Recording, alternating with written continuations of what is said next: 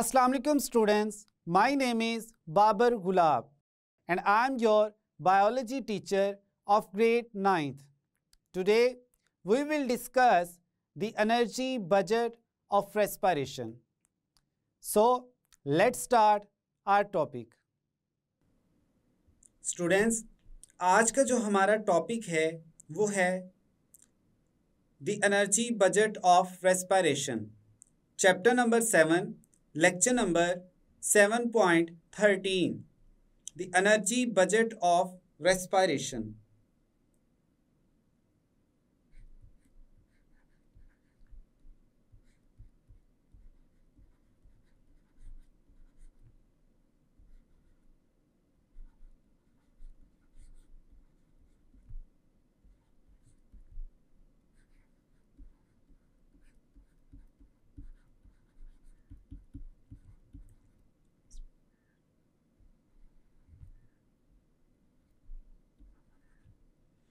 Students, अपने last lecture में हमने बात की कि जो मैकेनिज्म है रेस्पिरेशन का, उसमें जो एक ग्लूकोज का मॉलिक्यूल है वो 3 डिफरेंट साइकिल्स में ब्रेक करता है। पहला था हमारे पास ग्लाइकोलाइसिस सीरीज ऑफ रिएक्शन, जिसमें जो ग्लूकोज मॉलिक्यूल है वो ब्रेक होता है इनटू पायरोवेट और पायरोविक एसिड। सेकेंड हमने बात की क्रब साइकिल की।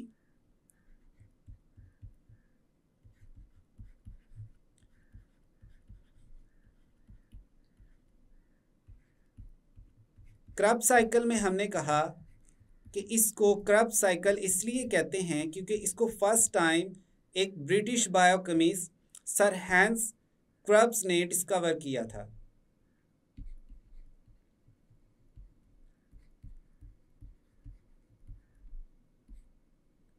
थर्ड जो हमारे पास रिएक्शन सीरीज थी उसको हमने नाम दिया इलेक्ट्रॉन ट्रांसपोर्ट चेन।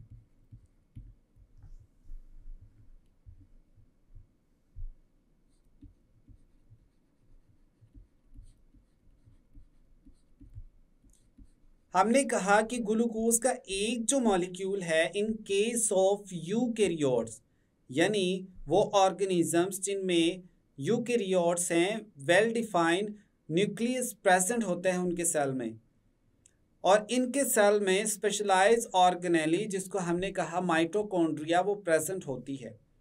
इन ऑर्गेनिज्म में ग्लूकोज का मॉलिक्यूल इन तीनों साइकिल्स में ब्रेक करता है और एनर्जी प्रोड्यूस करता है। एनर्जी जो प्रोड्यूस होती है वो हमने कहा in the form of ATP produce होती है, एडिनोसिन ट्राइफॉस्फेट।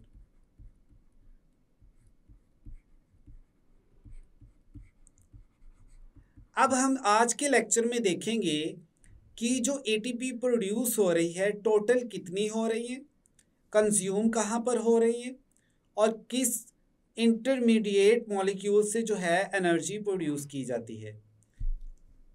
सबसे पहले हम बात करते हैं ग्लाइकोलाइसिस की। ग्लाइकोलाइसिस में जो है एटीपी प्रोड्यूस होती हैं 2।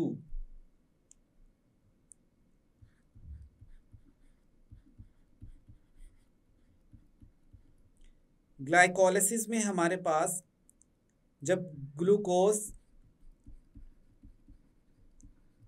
चेंज होता है पायरोविक एसिड में,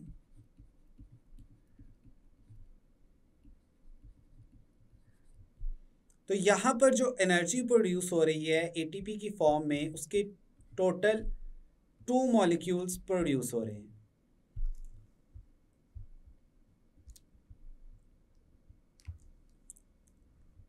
अब हमने देखना है नेक्स्ट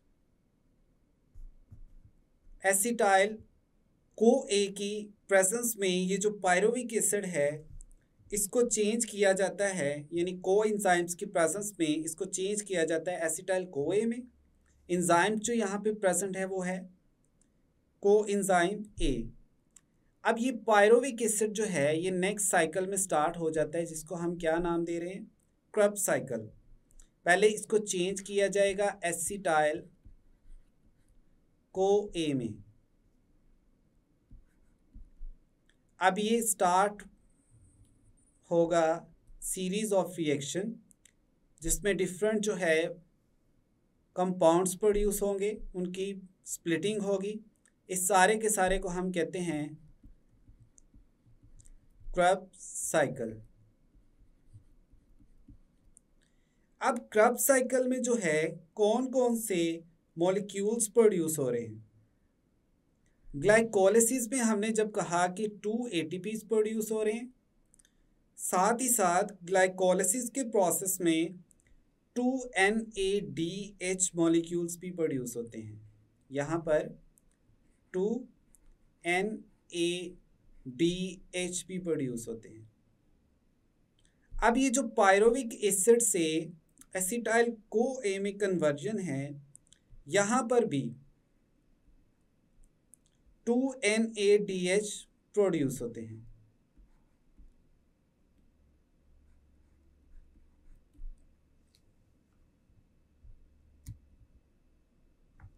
और क्रब्स साइकिल का जो कंप्लीट रिएक्शन की सीरीज है, यानी क्रब्स साइकिल में, इसमें हम देखते हैं कि हमारे पास 6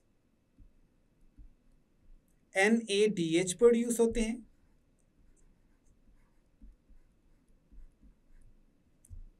और साथ ही साथ यहाँ पर 2 FADH2 भी प्रोड्यूस होते हैं।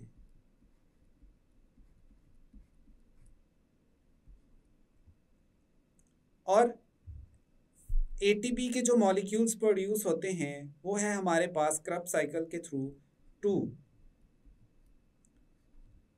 ATP। अब स्टूडेंट्स इसको कैलकुलेट करने के लिए कि टोटल ATP कितने प्रोड्यूस हुए हैं, हम यहाँ आपको पहले बता देते हैं कि जो एक NADH है,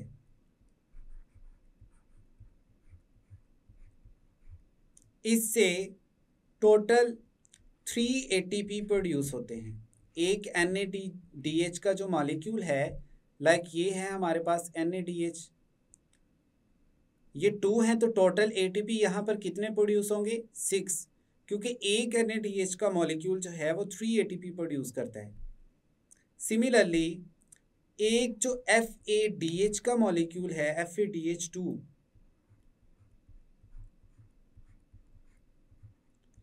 ये टोटल 2 ATP प्रोड्यूस करता है। एक्चुअल में जो सेल के अंदर ग्लूकोज की ब्रेकडाउन हुई है और एनर्जी प्रोड्यूस हुई है, वो इन दोनों मैकेनिज्म्स में होती है। एक हमारे पास है ग्लाइकोलिसिस और दूसरा जो है वो पायरोविक एसिड या दूसरा जो है हमारे पास वो है क्रब्स साइकिल।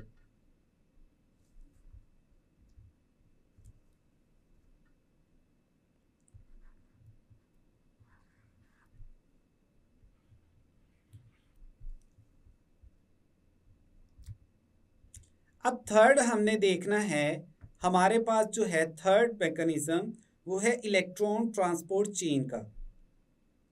इलेक्ट्रॉन ट्रांसपोर्ट चेन में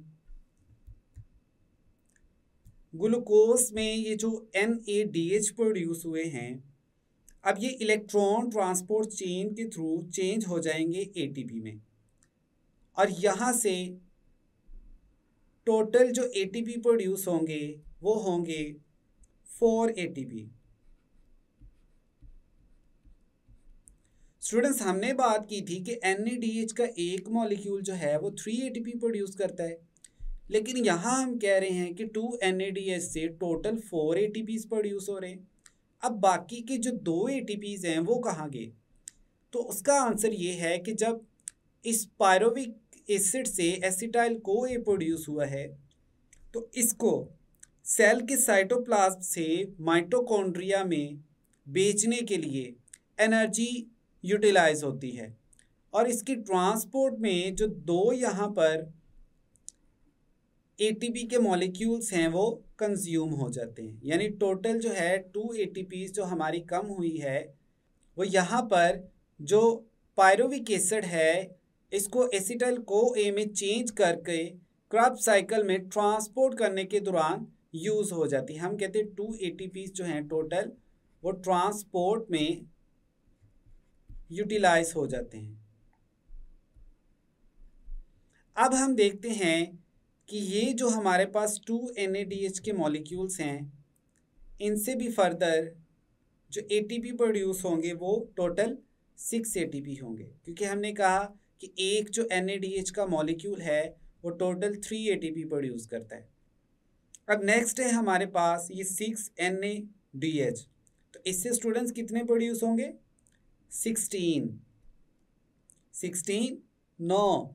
इससे टोटल जो ATP प्रोड्यूस होंगे वो होंगे 18, यानी एक NADH 3 प्रोड्यूस करता है, तो टोटल हमारे पास कितने आए? 18 ATP। अब लास्ट पे हमारे पास बचता है ये FADH। इस FADH2 से एनर्जी कितनी प्रोड्यूस होगी? एक FADH का मॉलिक्यूल 2 ATP प्रोड्यूस करता है, तो यहाँ पर हमारे पास कितने हैं? 2 multiplied by 2 is equal to 4 ATP। तो यहाँ पर हमारे पास टोटल 4 ATP प्रोड्यूस होते हैं।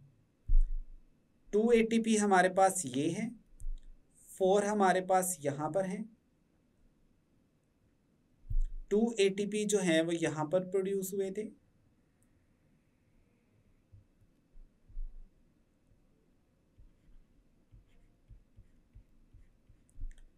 Six ATP, 18 and 4।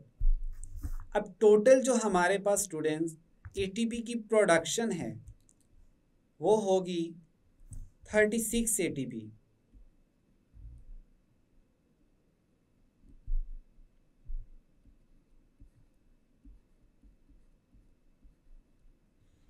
अब एक ग्लूकोज का मॉलिक्यूल जब ब्रेक किया है तो उसमें से नेट हमारे पास जो एनर्जी बच गई है वो है 36 ATP के मॉलिक्यूल्स।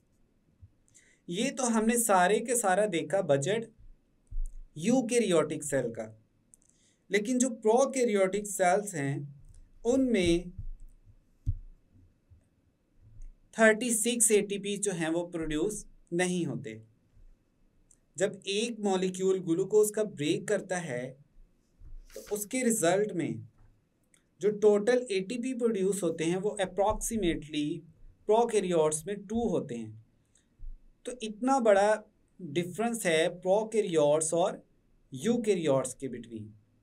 अब ये जो 36 ATP प्रोड्यूस हुए हैं इनको यूटिलाइज कर लिया जाएगा नेक्स्ट,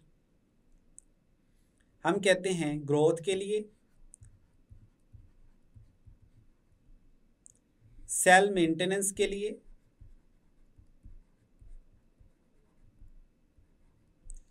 फिर हमारे पास एग्जाम्पल है, हमने कहा था कि रिप्रोडक्शन में कि सेल ने जब डिवाइड करना होता है तो उसके लिए भी एनर्जी चाहिए।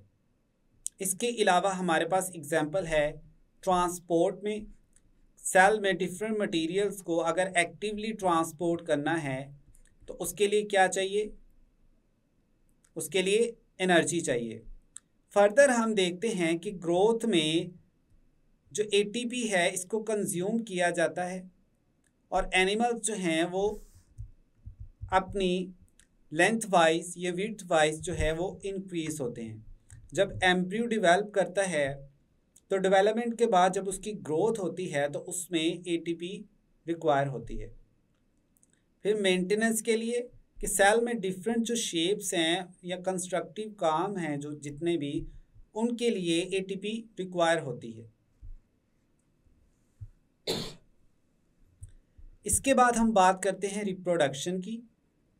रिप्रोडक्शन में सेल्स ने डिवाइड करना होता है और सेल्स को डिवाइड करने के लिए अपनी डिफरेंट ऑर्गेनेलीज, अपने जेनेटिक मटेरियल को डुप्लीकेट करना होता है।